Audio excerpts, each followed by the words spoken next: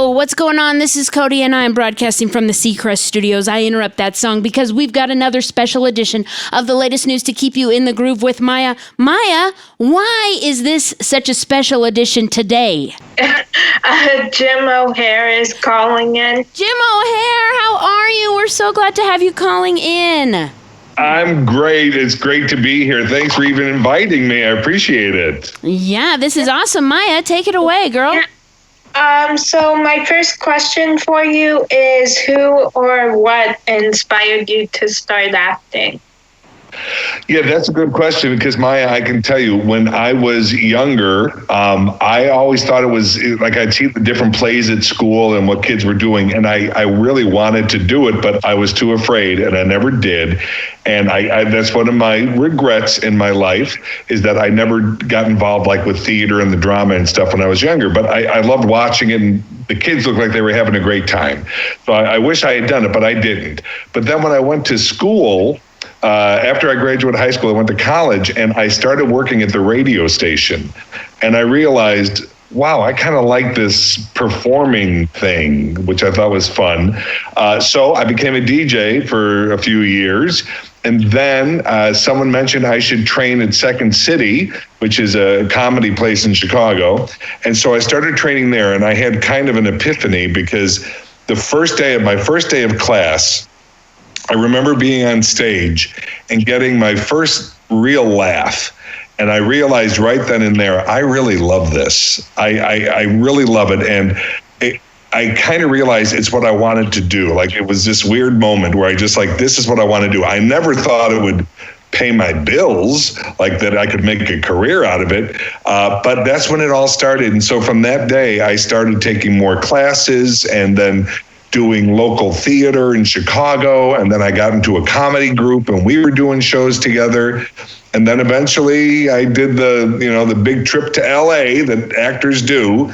And it worked out. Thankfully, it worked out. Oh, cool. So you played Jerry Gergich, who was then Larry and then Gary. In Parks and Recreation, and that's one of my favorite shows. Awesome. And, so during quarantine, I watched the entire series and I rewatched it. So what was the most fun part of playing Jerry? Well, I have to tell you something about that show. Shows come and go every day. There's new shows out there, and some last and some don't. I've been around a lot of years, so I've been on shows that were gone quickly. But there was something special from day one about Parks and Recreation, and I do believe it was the camaraderie of the cast.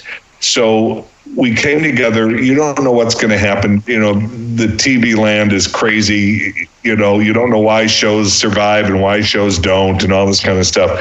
But when I first auditioned for the show, I didn't even audition for Jerry. I auditioned for Ron Swanson, the role that Nick Offerman played, which, the thought of anybody other than Nick doing it is crazy. I mean, it just doesn't make any sense. But Jerry didn't exist at first. And so then after they got their main players, they were like, we got to start filling we got to get people in the office. So they created Jerry, and I went in because apparently they had liked something I did with my first audition as Ron Swanson. So they said, bring him back in. And then I went in and they let me play around a little like improv, which is what my training was in. So that was great. And then from what I understand, one of the producers said to the other producer, just put him at a desk. It'll work out. He's funny. It'll work out. So that's what they did. And thankfully it did. And the weird thing is, just to give you a little behind the scenes info, when it happened, when I got the offer, my agents were very honest. And they said, we don't know if you're going to want to do this, because by this point I've been working a lot. And they said, this sounds like it might turn, like there's not going to be a whole lot going on, and maybe you're just going to be kind of in the background. Do you want to, commit to something like that? But my thought was, these are the same people who created the show The Office, which I love. I knew Steve Carell in Chicago, so I started watching The Office, and I fell in love with that immediately. And I thought, look what happened to those characters. Kevin and Phyllis and Stanley, like all these background characters that they were saying. And so to me, it was a safe bet, and it was the best bet I ever took, because slowly, at the beginning, I was just kind of there, and then I'd pop in and out. And then by season 2, I had storylines and everything. And so it was the kind of gift, because I really look at it as a gift. As a matter of fact, I don't buy lottery tickets, because I won the lottery in 2009 when I got Parks and Rec. So I don't need a lottery ticket, because for an actor to get to work with those people, that caliber of cast, the caliber of writing, the caliber of the producing and the crew, everything was top notch. And so to get to play Jerry was the gift that I'm forever grateful for, forever. Oh, cool. So you guest starred in the season 1 episode of The Neighborhood, Welcome to the Camping Trip. Yes. And The Neighborhood is also one of my favorite comedies. Sure. And that's one of my favorite episodes. And so I was wondering, how did that opportunity come about? Well, again, it kind of all goes back to Parks, because ever since Parks has ended, like before Parks and Recreation, I auditioned for most things that I did. But after Parks, I get offers a lot of times, which is lovely. Believe me, for an actor, it's Very just so cool. nice when your manager calls and goes, "Hey, we got an offer. Do you want to do this or that?" It makes it a lot easier. So they called with an offer to do the show, and I will tell you, Maya, what a great cast! I had met, oh gosh, I'm blanking on his name. He plays the young husband, Max. I had met Max. Yes, exactly. I had met Max on a couple of occasions, so I knew who Max was. But it's always a little nerve-wracking when you show up on a new set, because, every show has their way they're doing things. And anyway, it's like a new job every time you start a new show. But they were so welcoming. It was so lovely. Cedric, what a wonderful guy. We did the table read ahead of time. Before you start shooting the episode, you go in with everybody and do what's called a table read. And Cedric, here's when you know you're going to be on a good show, as far as you're going to have a good experience. Each actor comes up to you to welcome you. And that's how it was on Parks every week. If there was somebody new, they were bombarded with hellos and you're going to do great and all this kind of stuff. I've been on some shows where that does not happen, and it's a weird vibe, and it can make for a long week. But they were awesome, and they let me play around a little bit, which was so much fun. We had a bear in the episode, a real live bear they had to bring in. So that was crazy. But I loved it. I thought their sets were great. I was running that little store like out in the wilderness, and it looks so real. I think they did a great job, and the actors could not have been kinder and sweeter to me. So it was a great week, a really great week. I love that show. Cool. Yeah, my mom and I always watch it together, and it's a good family show you can watch, and there's lessons to be learned from that show. It's a really good show. Yeah. So you've guest starred in so many shows, including 2 others that I love, Friends and Brooklyn Nine-Nine. Yeah. And you've been in lots of movies too. Is there a project or character you've played that's meant the most to you? Well, yeah, there's a movie that you probably haven't seen, and maybe you shouldn't, but really, because it's very dark. It's a dark comedy, and it's very dark. And so, I don't know what age, but it would definitely be rated R, if it were, I think it's rated R. But right after Parks and Recreation ended, I got offered to do this film called Middleman. And it's basically about this kind of a nerdy accountant, and his dream had always been to be a stand-up comic. but he doesn't have the ability or the talent or any of it. So he heads to Las Vegas to try for some competition, and on the way there, he runs into a hitchhiker and things go bad. They go really, really bad. What I loved about it was because as an actor, you in LA, in Hollywood, whatever term you want to use, they kind of put you in a little bit of a box. Like, I'm the big funny guy, and that's fine. I love being the big funny guy. That's a good thing. But you also, I'm an actor. And so you want to go, well, I can also do drama. I can do comedy. I can, like other things. So what I loved about it was it gave me the opportunity to spend, we shot it over 2 months, and in the desert. It was a hard shoot. It was really hard. But I got to do some stuff, some real like chomping at the bit actor stuff. And so that was a gift. So that's probably my favorite. And I got to do it with a friend of mine who directed it. So it was a lot of, that was one of my most fun. But that being said, everything I've ever done, almost, I've had a good time on. People generally are kind and nice, but that one I would say, because I got to do something different, I really enjoyed it. Oh, cool. So you started out doing theater and improv, and you were a part of the comedy troupe White Noise. Yeah. What made you want to transition into television and film? Well, generally one leads to the other. And it's just, once I got the acting bug and I knew I loved it and I knew I loved performing, I knew I loved being on a stage, it was just the natural progression. And it was weird because my comedy group, we began as improvisation, which is where you're just kind of creating on the spot, but we very much turned into scripts. We did written material. And I really do love that. I love getting a script and have to figure out, how does this work? What can I do with it? How can I make this better? And so it was a natural progression. So after we had done a bunch of shows in Chicago, there was a theater having auditions for a show called The Boys Next Door, a very sweet play about 3 mentally challenged, adults living in a community home. Anyway, it's a lovely, lovely play.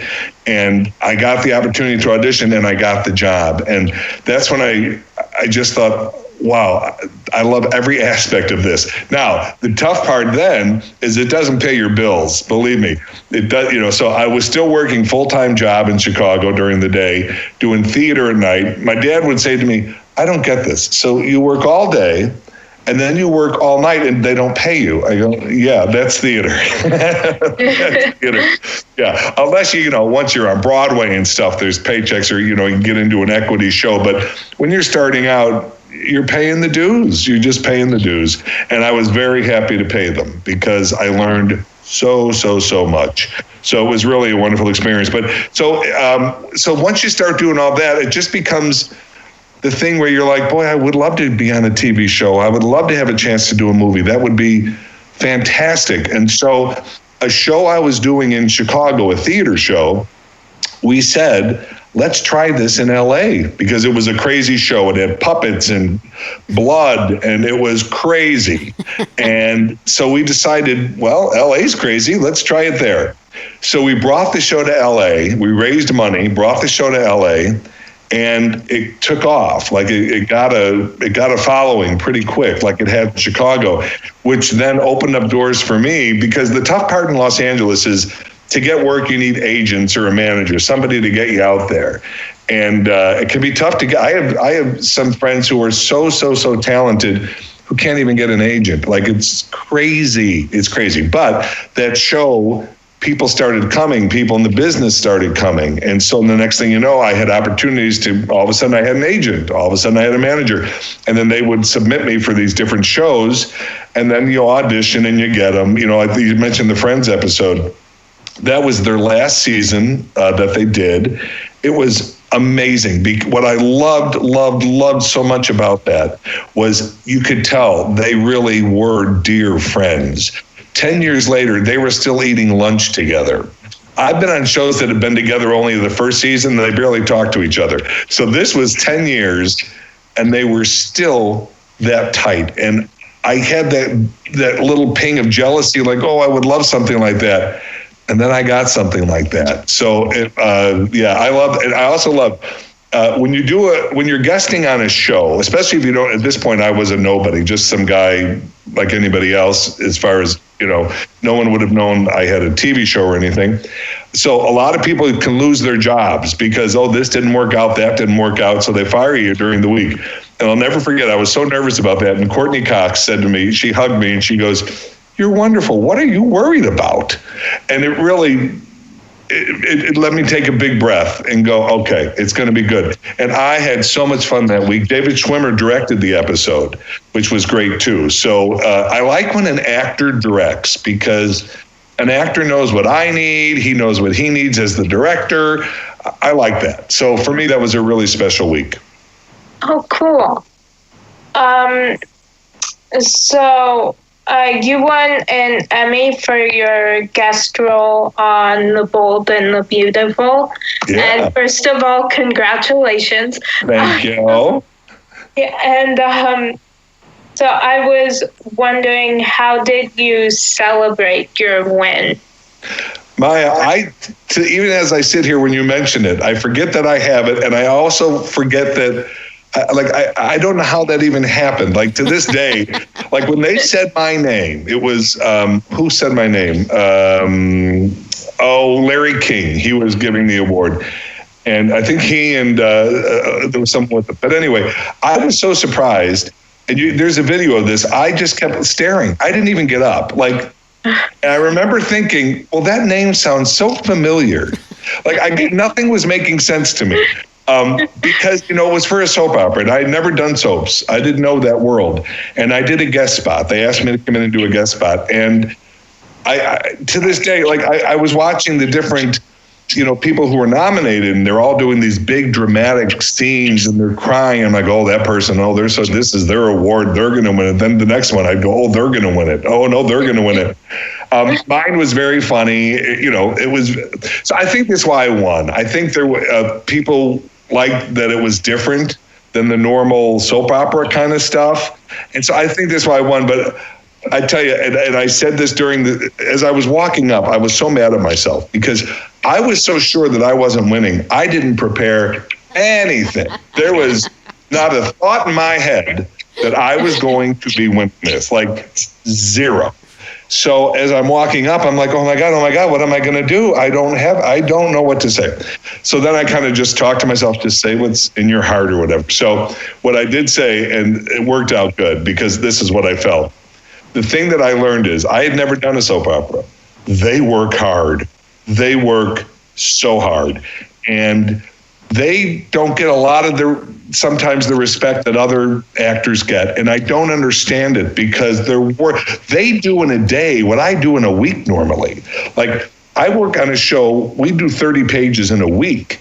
They're doing 30 pages in a day, and they're memorizing, and it's crazy. So that's basically what I said. I said, well, thank you guys, but I can't even believe the way. Anyway, so then afterwards, as far as celebrating goes, they have you go and do the press. Oh my gosh, the press is crazy. And then they give you the award, then they take it back from you because it's not the real award. You get the real award later because they put your name on it and everything. And so that was all crazy.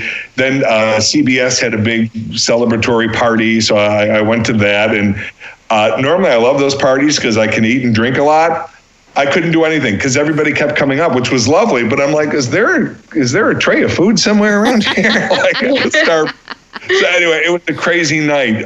But it's awesome. And friends of mine, I went to Kansas City to do a show for 3 months, a couple months after that.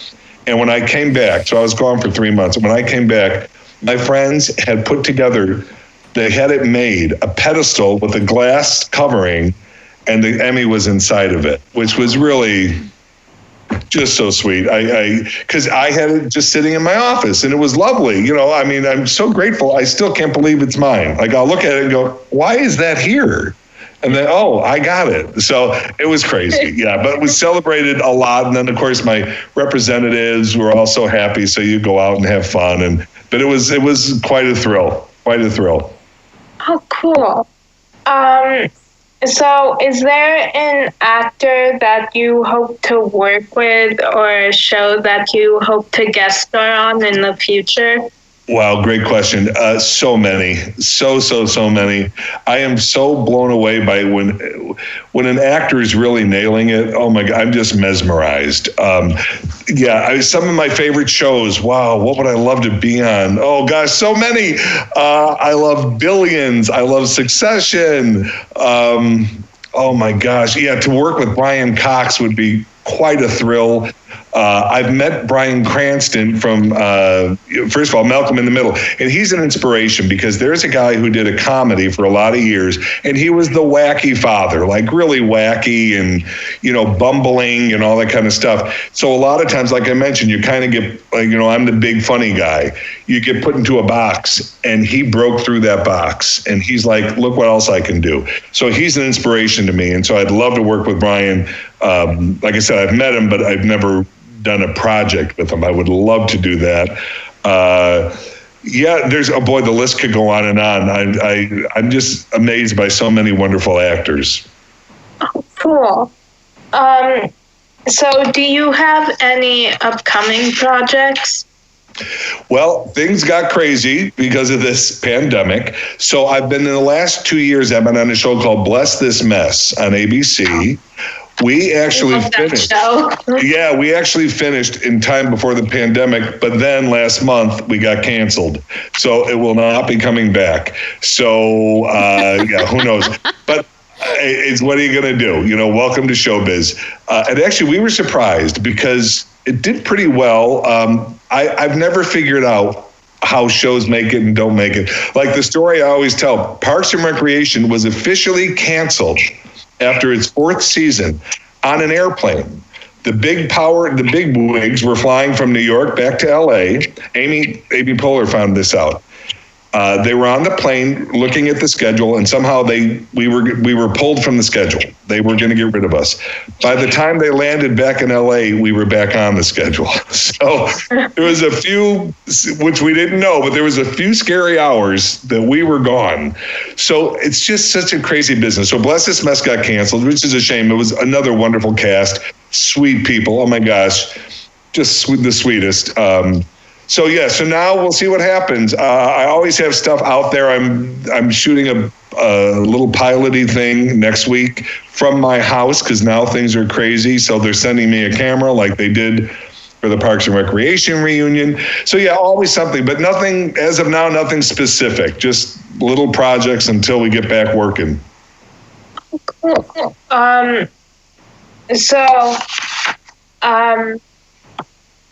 Sorry. What song would be on the soundtrack to your life? Oh, Maya, that's a good one. Oh my gosh. Oh, wow. I have never thought of that. Wow. I'm guessing it would be from Broadway because I'm obsessed with Broadway shows. Wow. Okay. Again, probably so many, but there's a song from Wicked. It's called For Good. And it's about what the effect other people can have in your life. And I've had that. People have changed my life for good. And so I love that song. I think that could be one of the songs on my album. Do you guys even say albums anymore? What is the term? I don't even know what young people say, but it would be on there. It'd be on something. Oh, cool. Okay, so I realized, I think I accidentally skipped this question. So if I already asked it, just tell me. I don't remember. So, no worries. So there recently was a Parks and Recreation reunion episode that was made via Zoom. Was it difficult to get into character when you were all in different locations? First of all, you did not ask that question, and it's a great question. It was so weird that you can't believe, because number one, we hadn't done the show in 5 years. So NBC, the network, called our producers and said, we're trying to raise money for the food banks, for the different COVID-19 food banks. Would your cast do like a table read or something like that to raise money, which a lot of shows were doing, which was great. And then, so Mike gets a hold of us and we're all like immediately, yes, what can we do? So then he got back to us. He goes, I have an idea. What if we wrote a new one? We were like, whoa, yes, that would be amazing. So we all donated our salaries, and then we did it to raise money for this COVID-19 food bank. So I didn't know how weird it was going to be, because it's been 5 years, since we've done the show. Now we see each other. We're on text. We have this thing called the Parks Family Text. So we're in each other's lives all the time. But we haven't done the show together in 5 years. So it was weird. We did a Zoom table read. Now, the problem is I'm not a tech guy. Like, I'm the worst. And so we had to shoot it ourselves. So they sent us cameras. They sent us lights. So I had that in front of me. To the right of me, I had my computer on Zoom so they could talk me through it and direct me. It was lunacy. So it was kind of weird to get into the character, but I will say this. The old expression is like riding a bike. It very much was. Mike Shore, who co-created the show, he played all the other characters to each one of us. So if Amy was doing it and she was talking to me, she would talk to Mike, because Mike knows all of us. He knows our cadences. He knows our characters so well. So it made it much easier. But it was weird to see it put together, because all I saw was what I had to turn. I turned it on. I turned it off. Which I was sure I even screwed that up. I was sure, like, when they get this camera, they're going to go, there's nothing on here. He never hit the button. Like, I was sure I screwed it up, but thankfully I did not. So it was weird, but I think it came out really well. And I think the writers gave each character such wonderful moments, that people love about that character. And we were really proud of it. And we've raised so far over $4.5 million for the food banks. So that's great. That in itself that was why we did it. That was the reason it came together. So it was weird. But really wonderful, really wonderful. Cool.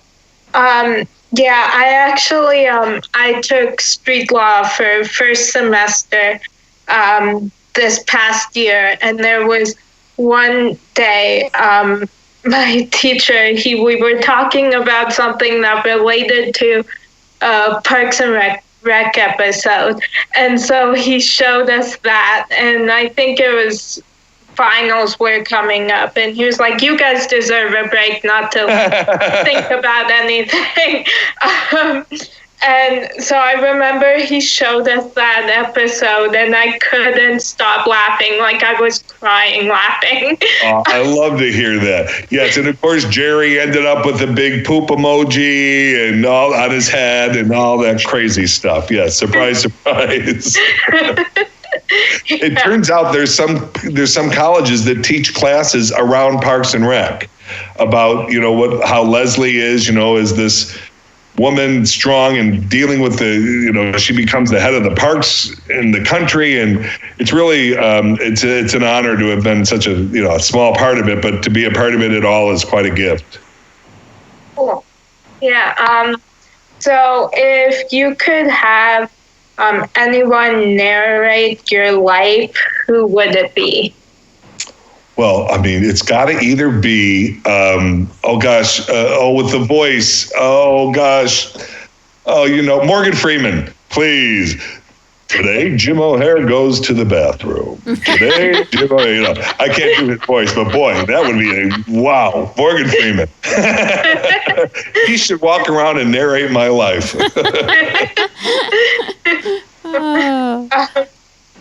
Cool. So, is there a line from a movie or book that's had an impact on your life?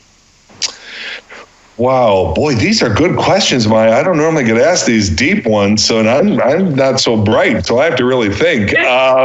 You're not just the funny guy. We know you're deep. We know. I read a lot of books. I watch a lot of television. I love movies. So many different things. There's an expression that I read in a book that I say all the time, like I repeat it all the time, and it goes, if you love what you do, you never work a day in your life.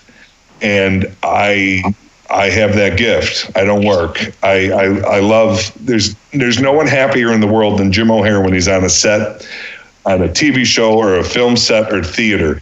I'm the happiest guy walking. So I love that. That saying has had an impact. So I tell people all the time, find out what it is that you love. Find out what is your passion. Even if it's not something that pays your bills all the time, it's something that helps your heart, helps your soul, and then pursue it. And so I did that and it worked out. So that I love that saying. Oh, cool. Yeah. So what always makes you roll your eyes when you hear someone say it? Oh, geez. Oh, so many things. Oh, my God. My eyes are like slot machines. I'm constantly rolling my eyes. I said there's a cringy saying that makes me crazy. And again, other people love it. So this is me. But if I hear one more person say, that's what I'm talking about, I don't know why. I don't know why. That just grates me and it makes me crazy. Yeah. And it's about in certain circumstances, I could see it working, but in general, no, don't say that. So that's one of those things that makes me crazy. Crazy. And my friends know it. And when they hear it, and they always look to me to see what my reaction is going to be because it's never good. So my last question for you is, who do you consider to be a real life superhero and why? My dad, and it's pretty simple why. My dad had a different life than I have. Totally different. Many reasons. So he, was raised with his family, and then he became a police officer because that was his dream. And then he married my mom, and then they started having babies. And he realized, and he loved being a cop. That was his thing. That's who he was. That was his passion.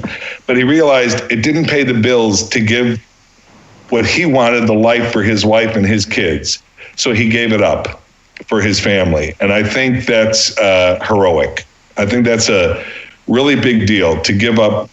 I don't know that I love what I do. If someone said to me tomorrow, you can no longer do this because you need to do something, I don't know. I just don't know. I don't know. But he did it. And I know it wasn't an easy decision. He gave up what he loved for his family. So I think that's amazing. And I'm blown away by that. And my dad never understood what I did. And I don't mean that in a bad way. In other words, he worked 8 to 5. He brought home the paycheck. My parents had this amazing, wonderful marriage. It was a gift to get to see. They were the couple that would be dancing in the kitchen. All of a sudden you look over and oh, they're dancing again. It was lovely and wonderful. And to be raised around that was such a gift. So I started doing theater and everything, and he'd be like, I don't get it. But there he'd be every opening night. There he'd be when the reviews came out, showing his friends, you see, Jimmy got the new review. Oh, they loved it. You know what I mean? So he was very proud of me and his family. So he's amazing. He's passed. He was 57. And, obviously it was a tragic loss for all of us. But that would be my guy. That would definitely be my guy. Oh, cool. Yeah, well, that was my last question. So thank you so much for calling in. Maya, I can tell you, I do a lot of interviews. You had some of the most thoughtful questions I've ever had. So thank you so much. Oh, thank you. This was a lot of fun. Yeah. Thank you so much for spending time with us here at Seacrest Studios in Children's Hospital, Colorado. We appreciate it. If you ever find yourself here in Colorado, swing by. I'm sure the kids would love to meet you. And we're just grateful for the time you spent with us. Yeah. Take care, you guys. Thank you. Take care. Bye-bye. Bye. Bye, Maya.